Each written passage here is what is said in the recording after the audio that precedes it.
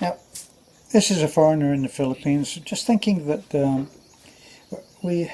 a little while ago, a few years ago, they had this big hype on The Secret. Do you remember that?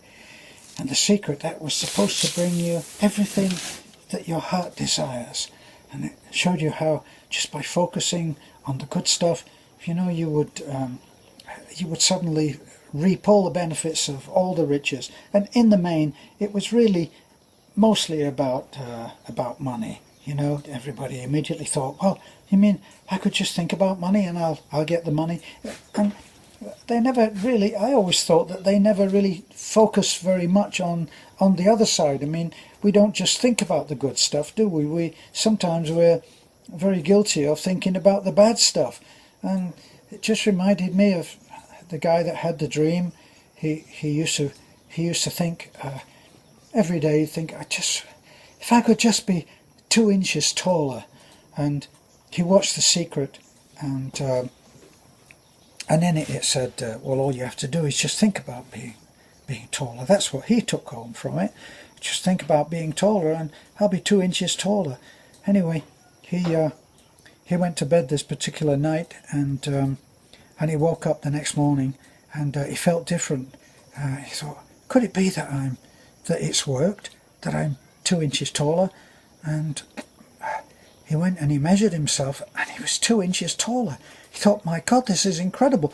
And he rushed downstairs to tell everybody else, look, look, look, I'm 2 inches taller. And then everybody else in the family said, yeah, really, that's amazing. We're all 4 inches taller. So, does it work? Well, I know that it does work, but they don't tell you about all of the other things, about how if you start focusing on the wrong thing will happen. It just reminded me of a family story about my sister, who had this kid, Billy, and I always thought that Billy was the kid from hell. That was I always felt that I was right about Billy, that he was the kid from hell. And I remember that we were at dinner once at my sister's place, and Billy is misbehaving as usual, and his sister got up and she walked behind him, and she leafed through his hair like this, through the back of the head, and she obviously found something, and she said, 665. Close enough. He was the kid from hell. Well, it wasn't that my sister was a bad mother, because she wasn't. She was a very good mother. And it was one of those things with kids. You know what it's like. You can tell them how to say thank you and please, and you can tell them 1,000,000 times and they won't listen, they won't hear it at all. But if you say shit once, they never forget it. So this kid is just so badly behaved that he can't be relied upon to behave well at all. And he's now growing up to the point where he's able really to get around and cause a lot of trouble. My sister is really getting very tired of this. And then she realizes that this is the first year of Billy, the kid from hell's life, that Uncle Frank was going to be coming to the family reunion. And she was in a terror about this, because Uncle Frank had these enormous eyebrows, and his enormous eyebrows are so big and so bushy, they used to go right across his face like this, a unibrow. Even the centre part was furiously heavy. It didn't look like eyebrows, it looked like two furry monsters were sitting on his face. Well, everything is okay on that, because everybody knew about this, and they knew never to mention Uncle Frank's eyebrows. So they never mentioned Uncle Frank's eyebrows, because they knew that he would go ballistic. The man had a furious, vicious temper, and it would ruin the whole family thing if anybody mentioned his eyebrows. So she just knew that Billy couldn't be trusted. And 3 weeks ahead, she started talking to Billy. And this is the point that I'm trying to make, is that you mustn't focus on what you don't want to happen. Because if you focus on what you don't want to happen, my God, it will happen. And that's where she made her. She started to tell Billy, don't go near Uncle Frank. I don't want you to go near Uncle Frank. Just stay away from Uncle Frank. And Billy said, well, who's Uncle Frank?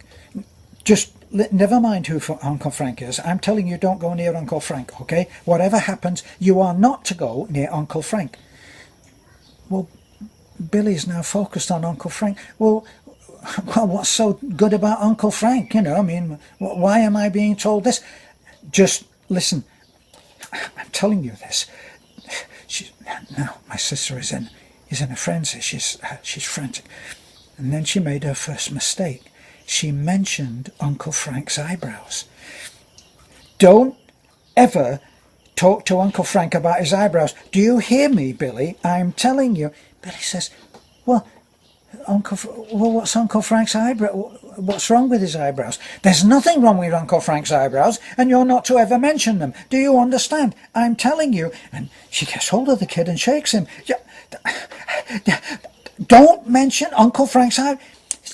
Billy says, well, what is it about Uncle Frank's eyebrows? I mean, I'm just asking you a question. Why are you so frantic about Uncle Frank's? Don't mention Uncle Frank's eyebrows. And she rushes him upstairs for a timeout on a crime that he's yet to commit. Well, of course, the dinner is approaching and the family reunion is almost here and she's almost beside herself. Well, they have a war party. All of the women all get together and they all agree that the last thing that has to happen is that Billy will mention Uncle Frank's eyebrows, and they know that it's going to happen. So they have a plan of action where if Frank is even mentioned, I'm getting mixed up with this now. It's Billy. If Billy even approaches Uncle Frank, everybody will leap in and stop him, and so they'll avert a disaster. It'll be like nuclear warfare. If Billy gets in touch with Uncle Frank and starts saying, why are your eyebrows like that? They can all imagine what will happen. So the party approaches and everybody is in tension about this possible confrontation between Billy, the kid from hell, and Uncle Frank with his eyebrows. So it's a long table, there's a lot of people, it's a family reunion, they haven't been together in 5 years. So they put Uncle Frank at one end of the table, it's 15 feet long, and they put Billy at the other end. And then everybody is on the watch for Billy. And if he even looks as if he's going to approach Uncle Frank, they say, Billy, would you like some more potatoes? Would you like some more? Would you like this?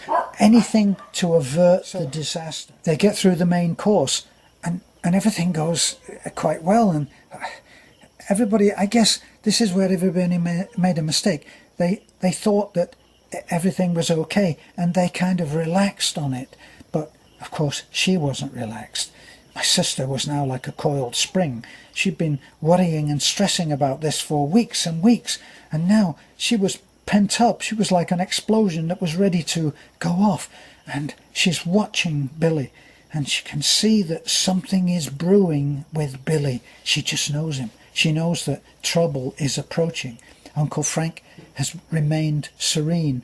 Nobody has even mentioned his eyebrows, which are huge. They're like these furry animals sitting on his forehead. So then she sees that Billy is getting out of his chair. She's about to serve the sweet. She's about to serve the pudding. And she has a huge bowl of custard in her hand and a serving spoon in the other. And she sees that he's going to start approaching Uncle Frank at the other end of the table. And she's like an athlete. She's like an Olympic hurdler. She leaps over a sleeping dog, over a sleeping child, a crawling infant, over a chair that's been tipped over. She's like a hurdler. She gets there, and at the last second, she gets in between Billy, and Billy is now on his way to Uncle Frank, and somebody grabs him by the t-shirt, which stretches and stretches, almost looking like a parachute. she gets right to Uncle Frank, and she's standing over Uncle Frank. She's got this great bowl of hot custard, and she's got the spoon in the other one. She's so relieved she's averted disaster. But of course she's so tense and so nervous. She looks down on Uncle Frank, who's completely oblivious. The whole room is silent. Everybody is sitting there with bated breath. You could hear a pin drop. Billy is stretched out on the parachute t-shirt, stopped at the last millisecond. And my sister looks down on Uncle Frank, and all she can see is these great furry eyebrows. She hears a voice. It's coming from her, but it's not her voice. It's like this hysterical screech, and she hears it say, "Uncle Frank, would you..." And the custard bowl tips over, and the custard heads its way towards Uncle Frank. She says, "Would you like some custard on your eyebrows?"